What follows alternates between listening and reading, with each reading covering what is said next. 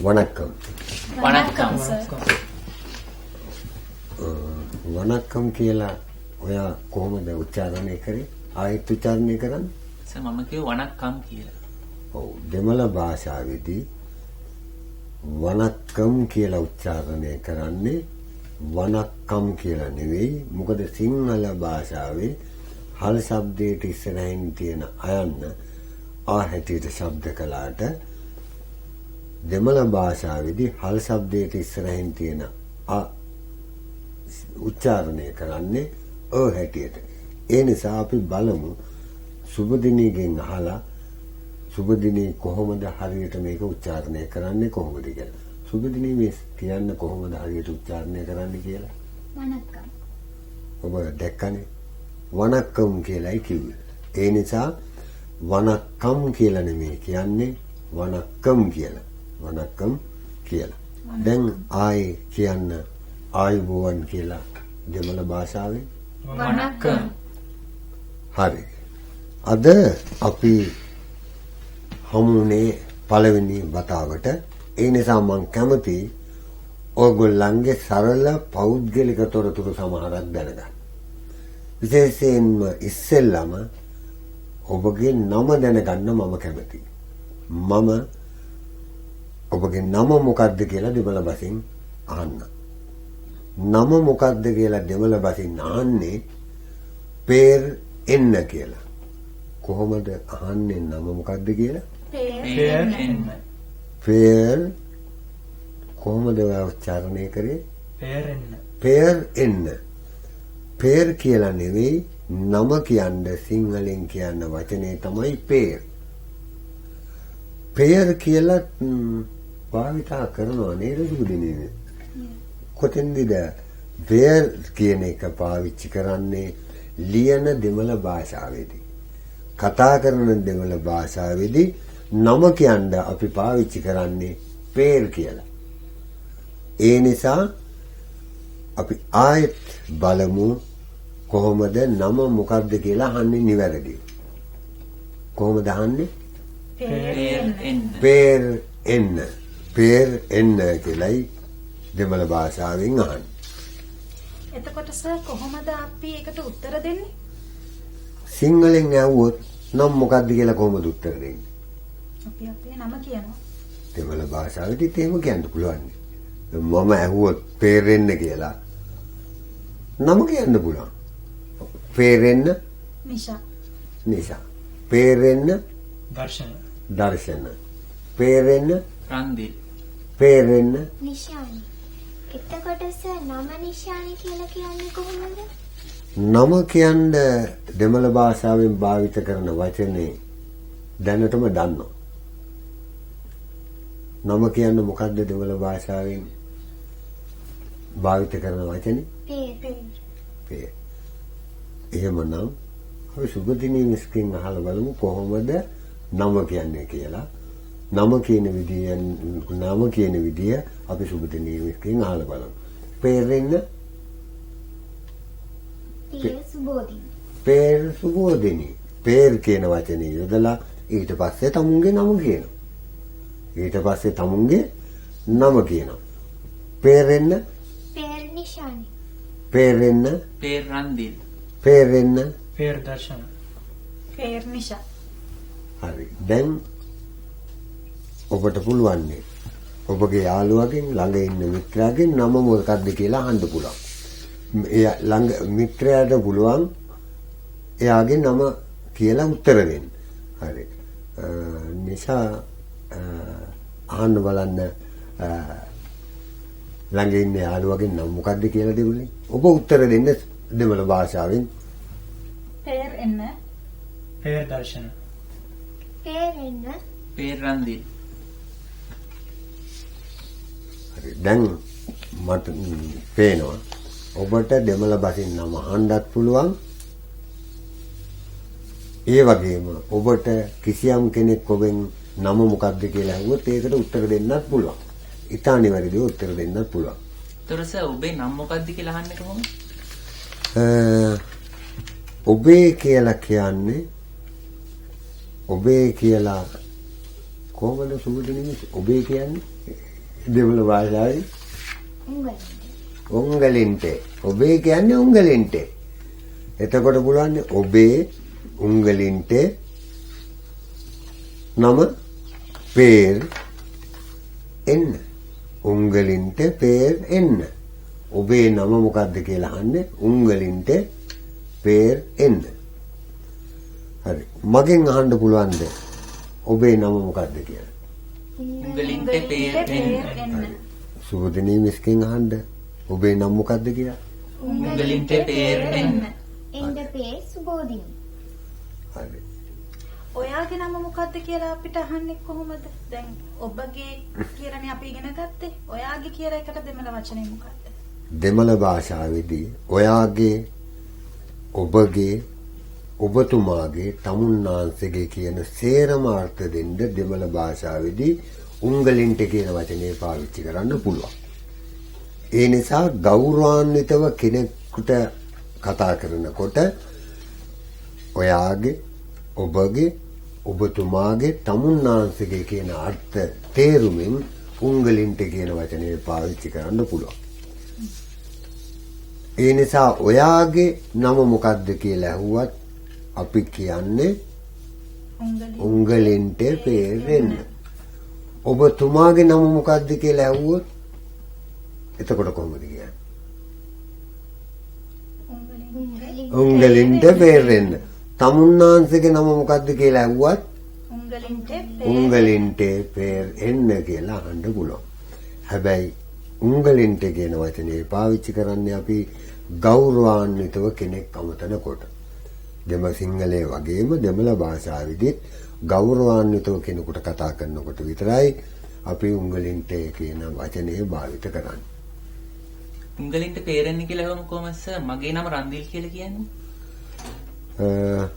මගේ කියන්නේ සුබදිනී වචනයක් පාවිච්චි කරා ඉස්සෙල්ලා. මගේ කියන්නේ එන්ට කියලා. එතකොට මගේ නම රන්දිල් කියන්නේ එන්ට පේර් රන්දිල්. එන්ට පේර් රන්දිල්. කොහොමද දර්ශන මගේ නම දර්ශන කියලා කියන්නේ? එන්ට පේර් දර්ශන. එන්ට පේර් දර්ශන. හරි. දැන් ඔබගේ මිත්‍රයාගෙන් අහන්න පුළුවන් වාගේ සම්පූර්ණ නම් මොකද්ද කියලා දෙමළෙන් අහන්න පුළුවන්. යාළුවට පුළුවන් උත්තර දෙන්න. නේ? නිසා මේ සාන්ද කොහොමද?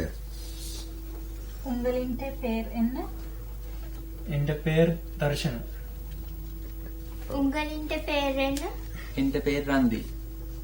එන්ට පේර් රන්දිල්. දැන් නම ඔයාගේ නම මොකද්ද කියලා අහන්නත් පුළුවන්. මගේ නම කියලා තමුන්ගේ නම කියන්නත් පුළුවන්. ඔබේ සම්පූර්ණ නම මොකද්ද කියලා අපි අහනවනේ වෙලාවකට. එතකොට කොහොමද සම්පූර්ණ නම අහන්නේ? සම්පූර්ණ කියන්නේ සිංහලයේදී අපි කතා කරනකොට භාවිත කරන වචනයක්. ඒක තමයි මුළු කියන වචනේ. අපි අහනවා සිංහලයේදී මුළු ගාන කීයද? මුළු කියලා භාවිත කරන්නේ සම්පූර්ණ කියන අර්ථය දෙන්න. දෙමළ භාෂාවේදී සම්පූර්ණ කියන අර්ථය දෙන්න භාවිත කරන වචනේ තමයි මුළු. මොකද්ද වචනේ? මුළු. නමුත් දෙමළ භාෂාවේදී සිංහලයේදී තවැඩිය ලූ වල මුළු කියනකොට ලූ වල શબ્දේ වෙනස්. ලූ වල શબ્දය වෙනස් සිංහලයට වඩා. මොකද සිංහල අය මූතජ ලයන්න ලිව්වත් දන්තජ ලියන්න ලිව්වත් શબ્ද කරන්නේ එකම විදියට දිව දත් ආසන්නයට ගෙනල්ලා දත් ළඟ තමයි ස්පර්ශ කරන්නේ. හරි. උච්චාරණය කළා බලන්න මුළු කියන එක දිව කොහෙද වදින්නේ කියලා? මුළු. කොයි හරියද වදින්නේ? දත් ආසන්නේ. සිංහලයක වදින්නේ දත් ආසන්නේ. නමුත් දෙමළ කතා කරන අය මුළු කියලා උච්චාරණය කරනකොට දිව නමලා ගිහින් උඩුතල්ලේ ස්පර්ශ කරනවා. ඒ නිසා මුළු කියලා කියන්නේ නෑ, කියන්නේ මුළු. මුළු. කොහොමද શબ્ද කරන්නේ? මුළු. ඒ නිසා ඔයාගේ සම්පූර්ණ නම මොකක්ද කියලා දැන් හරියටම අපි කොහොමද දාන්නේ? උංගලින්ට මුළු පේරෙන්න. උංගලින්ට මුළු මුළු පේරෙන්න. පේර් එන්න. උංගලින්ට මුළු පේර් එන්න. සර් උනාට මම අහලා තියෙනවා මුළු කියන්නේ නැතුව සමහරු මුළු පේර් කියලා කියනවා. ඔව් දෙමළ භාෂාවේදී ඇතම් වචන වලට පිටිපස්සෙන් යම් යම් වචන යෙදුනම ඒකේ වචනවල හල් શબ્දය ඉස්සරහින් තියෙන වචනේ අගට යෙදෙනවා. මම හිතන්නේ ඕකට හොඳම නිදර්ශනය තමයි සිංහලේ ජනප්‍රිය කියන එක.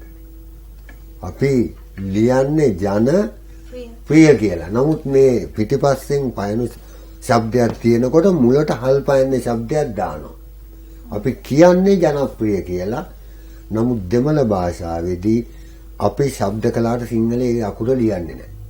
දෙමළ භාෂාවේදී පයන්නෙන් පර්වලින් පටන් ගන්න ශබ්දයක් තිබුණොත් ඒකේ හල් ශබ්දය ඊට ඉස්සරහින් තියෙන වචනේ අගට එදෙනවා. එතකොට මුළු පේර් කියන එක මුළු පේර් කියලා තමයි කියන්නේ. මුළු පේර්. ඒ නිසා සිංහල භාෂාවේදී ඇතැම් වෙලාවට අපි උච්චාරණය කරාට අකුර ලියන්නේ නැහැ. දෙමළ භාෂාවේදී උච්චාරණය කරන ශබ්දයට අනුවම අකුර ලියනවා.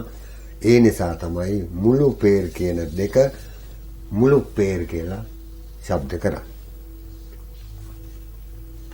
ඒ නිසා දැන් ඔබට අහන්න පුළුවන් ඔයාගේ සම්පූර්ණ නම මොකක්ද කියලා. සර් එතකොට උංගලින්ට මුළු පේරෙන්න කියලා අහුවම උත්තර දෙන්නේ කොහොමද? උංගලින්ට මුළු පේර් එන්න කියලා අහුවොත් අපි කියන්න ඕනනේ මගේ සම්පූර්ණ නම මෙන්න මේකයි කියලා. ඔව් මගේ කියන වචනයක් අපි ඉස්සෙල්ලා ඉගෙන ගත්තා. එන්ටර්. මගේ සම්පූර්ණ නම කියලා කොහොමද කියන්නේ? මුළු පේර්. මුළු පේර්. එතකොට මගේ සම්පූර්ණ නම කියලා කියන්නේ එන්ටේ මුළු පේර්. එහෙම කියලා තමුන්ගේ නම කියනවා. සම්පූර්ණ නම. එන්ටේ මුළු පේර්. උංගලින්ට මුළු පේර් එන්න.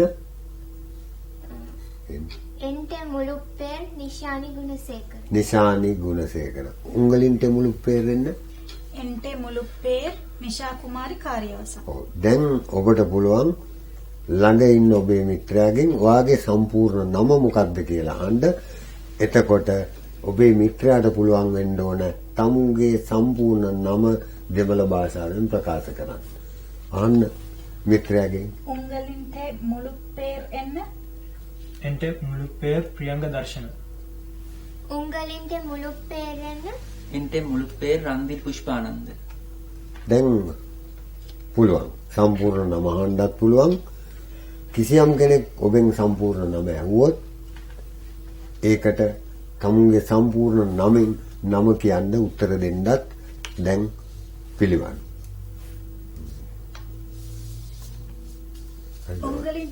උංගලින්ට මුළු පේර් එන්න සර්. එන්ට මුළු පේර් අබේසිංහ ජයකොඩි. ඔව් මගේ සම්පූර්ණ නම ඔව් අබේසිංහ ජයකොඩි. දැන් මම ඇහුවොත් ඔබ සියලු දෙනාටම පුළුවන් ඔබගේ සම්පූර්ණ නම දෙමළ භාෂාවෙන් කියන්න. උංගලින්ට මුළු පේර් එන්න. sorry නෑ සුබදිනී ඔයාට පුළුවන් මේ හැම එක්කෙනාගෙන්ම අහන්නකෝ සම්පූර්ණ නම මොකද්ද කියලා. උංගලින්ට මුළු පේරෙන්න. එන්ට මුළු පේරෙන්න නිශානි ගුණසේකර. උංගලින්ට මුළු පේරෙන්න. එන්ට මුළු පේර් රන්දිල් පුෂ්පානන්ද. උංගලින්ට මුළු පේරෙන්න. එන්ට මුළු පේර් ප්‍රියංග දර්ශන. උංගලින්ට මුළු පේරෙන්න. එන්ටේ මුළු පේර් නිශා කුමාරි කාර්යවසම්. හොඳට පුළුවන් නේද? හරි. දැන් ඔබට පුළුවන් අහුවේ නෑ සුබෝධ මිස්ගෙන් අහන්න එපා. ඔයාගේ සම්පූර්ණ නම මොකද්ද කියලා දෙපොලින්. උංගලින්ට මුළු පේර් එන්න. ඉන්ද මුළු පේර් සුබෝධිනී අරුණාසල. හරි. දැන් ඒ නිසා අද අපි පාඩමේදී සරල පෞද්ගලික තොරතුරු වලින් නම ඔබගේ සම්පූර්ණ නම මොකක්ද කියලා අහන්නත් එසේ ඔබගෙන් කිසියම් කෙනෙක් ඇහුවොත් ඒකට උත්තර දෙන්නත් ඉගෙන ගත්තා.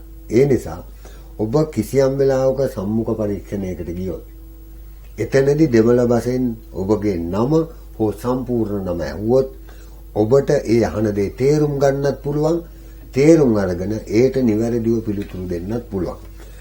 ඒ නිසා අපි ඊළඟ අනිත් දවසේදී ඊළඟ පාඩමේදී අපි ඔබගේ සරල පුද්ගල තොරතුරු කෙනෙකුගෙන් විමසන්නේ කොහොමද කියලා තව දුරටත් විමසන්නේ කොහොමද කියලා ඒ වගේම එසේ සරල පුද්ගල තොරතුරු අපෙන් විමසුවොත් ඒවට උත්තර දෙන්නේ කොහොමද කියලා අපි ඊළඟ පාඩමේදී තව දුරටත් ඉගෙන ගන්නවා. වණක්කම්.